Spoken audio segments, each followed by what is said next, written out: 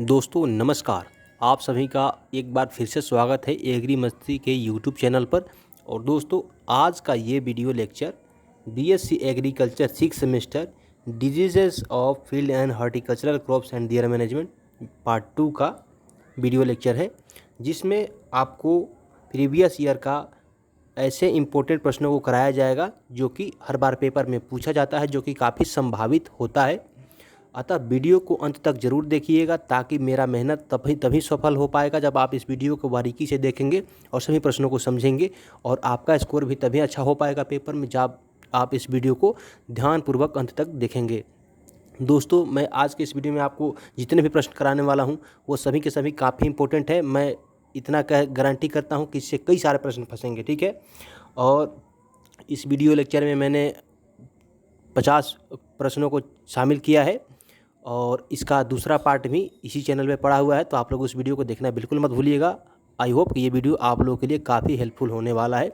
दोस्तों मैं वीडियो में आगे बढ़ूँ, प्रश्नों का सिलसिला शुरू करूँ उससे पहले आप लोगों से मेरा एक हम्बल रिक्वेस्ट है कि अगर आप इस चैनल पर नए हैं और इसी तरह के कंटेंट को पसंद करते हैं, देखना चाहते हैं या फिर देखते हैं और सब्सक्राइब नहीं करते, तो आपसे मेरा प्लीज़ रिक्वेस्ट है कि आप लोग इस चैनल को सब्सक्राइब करके मुझे मदद करिए। आपको सब्सक्राइब करने से कुछ नहीं जाता, लेकिन वो एक सब्सक्राइब मेरे लिए काफ़ी मददगार होता है। अतः प्लीज़ आप लोगों से मेरा हम्बल रिक्वेस्ट है कि प्लीज़ आप लोग इस चैनल को सब्सक्राइब कर लीजिएगा, साथ ही साथ इस वीडियो को लाइक कर दीजिएगा। और दोस्तों हर तरह के कंटेंट का PDF नोट्स प्राप्त करने के लिए हमारे टेलीग्राम चैनल को ज्वाइन कर सकते हैं। टेलीग्राम चैनल का लिंक मैंने डिस्क्रिप्शन में डाल रखा है, वहाँ पे सभी यूनिवर्सिटीज़ का अपडेट भी आते रहता है। दोस्तों मुझे लगता है कि मैंने बकवास कुछ ज़्यादा कर लिया, लेकिन वो भी काम का ही था। अब प्रश्नों का सिलसिला शुरू करते हैं। दोस्तों यहाँ से प्रश्न शुरू होते हैं, जैसा कि आपको थंबनेल पे भी देखने को मिला होगा कि ये diseases of field and horticultural crops and there management part 2 का ये वीडियो है, और ये BSc एग्रीकल्चर 6 सेमेस्टर वालों के लिए है, ठीक है। और बिल्कुल सिलेबस सेम ही है, चाहे आप कानपुर यूनिवर्सिटी का सिलेबस देखिए या फिर बुंदेलखंड यूनिवर्सिटी का सिलेबस देखिए या फिर लखनऊ यूनिवर्सिटी का सिलेबस देखिए, सिलेबस बिल्कुल सेम है। अतः प्रश्न भी बिल्कुल सेम ही परीक्षा में पूछे जाएंगे। अब यहाँ से शुरू करते हैं। पहला प्रश्न है, फंजाई एवं प्लांट डिजीज पुस्तक को किसने लिखा?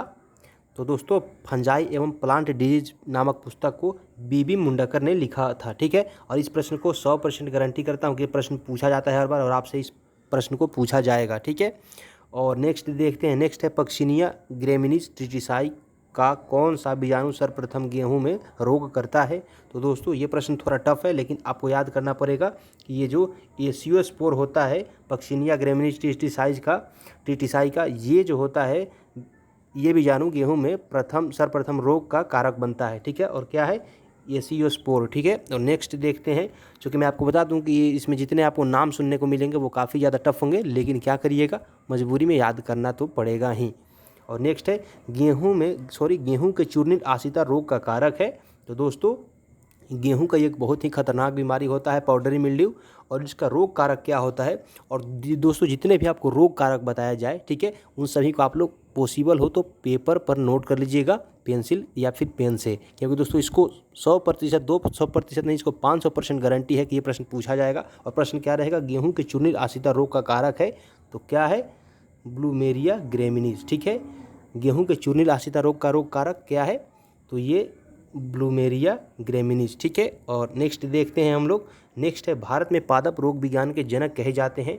दोस्तों father of Indian plant pathology is known as, तो इसका राइट आंसर होगा बटलर। EJ बटलर नामक एक वैज्ञानिक थे, ठीक है। EJ बटलर भी लिखा हुआ आपका आ सकता है, वो क्रिकेट वाला बटलर नहीं, ये IPL वाला बटलर नहीं है, ये इनका नाम है EJ बटलर, जिनको भारतीय पादप रोग विज्ञान के यानी इंडियन प्लांट पैथोलॉजी के पिता कहा जाता है, ठीक है। और नेक्स्ट है, निम्नलिखित में से कौन सा जीव जैवीय नियंत्रण के लिए प्रयोग किए जाते हैं? तो दोस्तों कौन से जीव जैविक नियंत्रण के लिए प्रयोग किया जाता है? तो ट्राइकोडर्मा, जीवाणु भोजी और डेलोवाइब्रियो, ये सभी के सभी क्या है? ये जो है इसको जीव के खिलाफ यानी रोगों के खिलाफ या फिर अन्य कीटों के खिलाफ इसको यूज किया जाता है। और ये क्या होता है? एक जैवीय नियंत्रण होता है इन सभी का यूज करने से। और नेक्स्ट देखते हैं, नींबू के कैंकर रोग का कारक क्या है? दोस्तों इसको 100% लिख करके रख लीजिए, ये प्रश्न पूछा जाएगा। चाहे आपका disease of field and horticultural crop का कोई भी पेपर और कोई भी यूनिवर्सिटी का पेपर हो, इसको पूछा जाता है। और नींबू के कैंकर रोग का कारक क्या होता है? तो ज़ैंथोमोनास होता है। क्या होता है? ज़ैंथोमोनास होता है। Citrus canker disease is caused bye, तो ज़ैंथोमोनास। ठीक है। और नेक्स्ट देखते हैं, नेक्स्ट है निम्नलिखित में से कौन सा अंतःबीज जनित रोग है? तो दोस्तों यहाँ इसको इंग्लिश में पढ़ लीजिए। Which of the following disease is internal seed borne? तो ये लूज स्मट जो होता है, ये जिसको हिंदी में सरफ स्मट कहा जाता है, ये अंतः बीज जनित रोग होता है। ठीक है, ये गेहूं का रोग होता है, लूज स्मट। और नेक्स्ट देखते हैं करनाल बंट रोग का कारक। दोस्तों ये प्रश्न काफ़ी इंपॉर्टेंट है, काफ़ी महत्वपूर्ण है, इसको हर बार पूछा जाता है। और प्रश्न रहेगा करनाल बंट रोग का कारक है। तो दोस्तों करनाल बंट रोग का कारक क्या है? तो वो होता है नियोवोशिया इंडिका। क्या होता है? Neovossia indica. Karnal bunt disease is caused by Neovossia indica. दोस्तों मैं इतना गला फाड़ फाड़ कर बोल रहा हूँ कि ये प्रश्न पूछा जाएगा, तो मेरी बातों को हल्के में मत लीजिएगा, वरना आपको नुकसान हो जाएगा। और मैं आगे से नहीं बोलूँगा, वरना आपका टाइम ख़राब होगा, वीडियो ज़्यादा लंबा हो जाएगा। लेकिन जितने भी प्रश्न आपको बताया जाए उसको प्लीज़ आप लोग केयरफुली देखिएगा, आप लोग के लिए मददगार होने वाला है। और नेक्स्ट देखते हैं कौन सा पादप जीवाणु रोग सर्वप्रथम दर्ज किया गया था? तो कौन सा बीच of the phytobacterial disease was reported first? तो दोस्तों जो फायर ब्लाइट है, इसको सर्वप्रथम पादप जीवाणु रोग को दर्ज किया गया था। और नेक्स्ट है पक्सिनिया ग्रेमिनीज टीटीसाई के कौन से बीजाणु बर्बेरी पौधे में रोग करते हैं?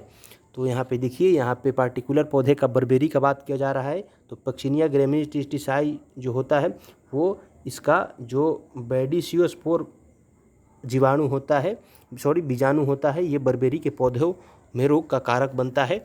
और नेक्स्ट है जीन फॉर जीन परिकल्पना संबंधित है, ये काफ़ी इंपॉर्टेंट है। जीन फॉर जीन फाइटोप्थेसिस इज रिलेटेड टू, ये अलसी के गिरवी रोग से, ठीक है, यानी लिंसेट रस्ट से।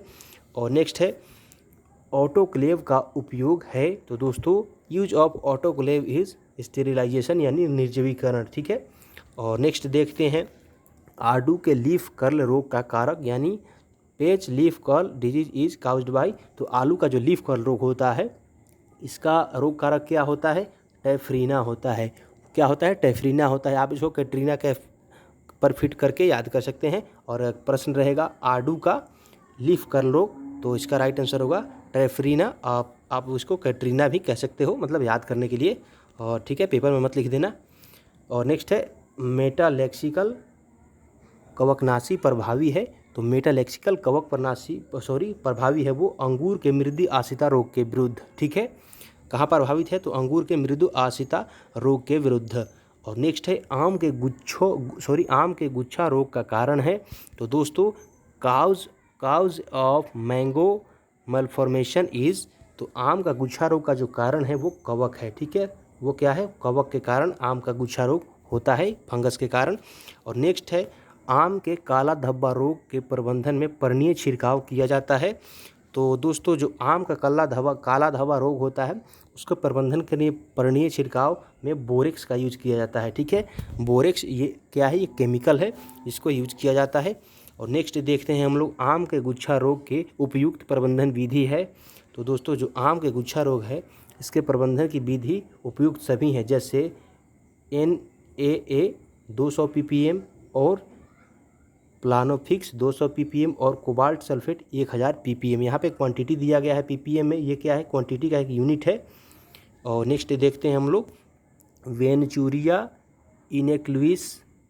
इनेक्यूलिस रोग है, वेंचुरिया इनेक्यूलिस रोग कारक है। तो किसका है? ये सेब का स्केब नामक रोग होता है। ये मोस्ट इंपॉर्टेंट प्रश्न है, इसको याद कर लीजिए एक बार फिर से। वेंचुरिया इनेक्यूलिस रोग किसका कारक है? तो ये सेब का स्केब नामक रोग का कारक है। और नेक्स्ट है मटर के गेरुई का कारक है, यानी दोस्तों मटर में एक जो पी होता है, मटर होता है, उसमें एक रस्ट डिजीज लगता है, और उसका कारण क्या होता है? कारक क्या होता है? तो यूरोमाइसिस फेबी होता है। ठीक है, क्या होता है? यूरोमाइसिस फेबी। और हम लोग नेक्स्ट देखते हैं अल्टरनेरिया पोरी निम्नलिखित का रोग कारक है।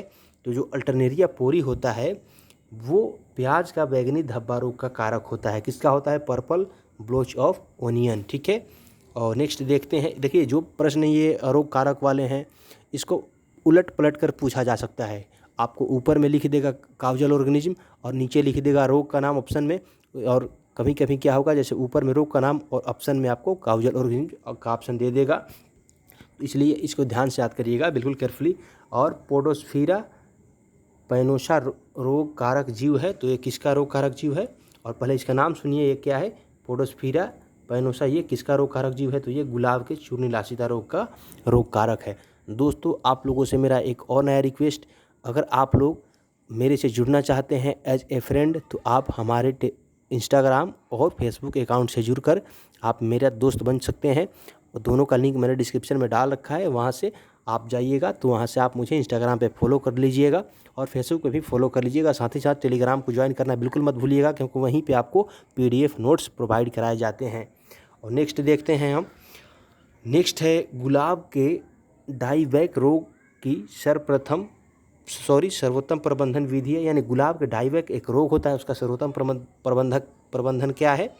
ठीक है, तो इसका सर्वोत्तम प्रबंधन जो होता है वो उपयुक्त सभी होता है, जैसे कटाई छटाई और डिफोल्टान 0.2%, ये केमिकल का नाम है, और प्रतिरोधी किस्म। अगर आप ये तीनों में से कोई उपाय यूज करेंगे तो जो आपका गुलाब का फसल है वो डाईवैक रोग से बच सकता है। ठीक है, और ये सर्वोत्तम प्रबंधन भी माना जाता है। और मिर्च के लीफ कर्ल रोग का प्रसारण होता है। तो दोस्तों ये जो leaf curl of chilli is transmitted by, तो इसका राइट आंसर होगा आपका वाइट फ्लाई। यानी ये मिर्च का जो लीफ कर्ल रोग होता है ये सफ़ेद मक्खी के द्वारा एक पौधे से दूसरे पौधे तक पहुंच जाता है। जो यहाँ पे वाइट फ्लाई है वो वेक्टर का काम करती है रोग को फैलाने के लिए। और नेक्स्ट है कुकुरबिट्स के मृदु रोमिल आशिता रोग का कारक है। तो जो कुकुरबिट्स का मृदु रोमिल आशिता रोग का कारक है वो है स्यूडोपेरोनोस्पोरा, यानी स्यूडोपेरोनोस्पोरा कुबेंसिस। क्या है? इसको एक बार फिर से सुनिएगा, स्यूडोपेरोनोस्पोरा कुबेंसिस। यह आप लोग इसको लिख लीजिएगा, ठीक है, वरना परेशानी होगी याद करने में, नाम ही ऐसा है। और नेक्स्ट देखते हैं कुकुरबिट्स का उकठा रोग का कारण है। तो दोस्तों कुकुरबिट्स का जो उकठा रोग होता है, विल्ट डिजीज होता है, इसका कारण क्या होता है? इसका कारण होता है फ्यूजेरियम और इरविनिया दोनों। ठीक है, यानी इसका ऑप्शन डी राइट आंसर होगा। लेकिन आपको ऑप्शन डी, A, B ये सब पर ध्यान नहीं देना है, आपको ध्यान देना है कि ऑप्शन A और B में क्या लिखा हुआ है। तो कुकुरबिट्स का उकठा रोग का कारण जो होता है वो फ्यूजेरियम और इरविनिया दोनों होता है। नेक्स्ट देखते हैं गन्ने के ग्रासी सूट रोग का कारक। तो दोस्तों जो गन्ने का ग्रासी सूट रोग होता है इसका कारक क्या होता है? तो दोस्तों इसका रोग कारक होता है कैंडिडेट्स फाइटोप्लाज्मा। तो नेक्स्ट देखते हैं, नेक्स्ट है गन्ने का कलमी कोलस कंड कहलाता है। तो गन्ने का कलमी कोलस कंड क्या कहलाता है? तो इसे हम लोग कंड कहते हैं। ठीक है, क्या कहते हैं? स्मट कहते हैं। ठीक है, और नेक्स्ट है दोस्तों स्पोरिसोरियम स्टामिनियम रोग कारक जीव है। तो ये जो यहाँ पे नाम आपको दिख रहा होगा स्पोरोसोरियम सीटामिनियम, ये किसका रोग कारक जीव है? तो दोस्तों ये है गन्ने के कंड रोग का। ठीक है, यानी स्मट ऑफ शुगर केन। और नेक्स्ट दोस्तों देखते हैं जीवाणु भोजी है। तो दोस्तों बैक्टीरियोफेज इज़ AN। तो दोस्तों बैक्टीरियोफेज इनमें से कौन है? तो विषाणु है। ठीक है, विषाणु क्या होता है? ये बैक्टीरियोफेज होता है। और दोस्तों नेक्स्ट देखते हैं 30 नंबर प्रश्न, रोबिगालिया उत्सव मनाया जाता है। तो दोस्तों रोबिगालिया उत्सव किस तारीख को मनाया जाता है? तो दोस्तों ये 25 अप्रैल को मनाया जाता है। कब मनाया जाता है दोस्तों? ये 25 अप्रैल को मनाया जाता है। आप लोग इसको याद कर लीजिएगा, ये काफ़ी इंपॉर्टेंट प्रश्न है और ये इसको बार बार पूछा भी जाता है। दोस्तों इस वीडियो सीरीज का यहीं पे अंत करेंगे और इसका अगला सीरीज इसी चैनल पे डला हुआ है, तो प्लीज़ आप लोग उस सीरीज़ को देखना बिल्कुल मत भूलिएगा। ये पहला पार्ट है और दूसरा पार्ट भी चैनल पे डला हुआ है। तो आप लोगों के लिए रिक्वेस्ट है कि आप लोग उस सीरीज़ को, उस पार्ट को भी ध्यान से देखिएगा।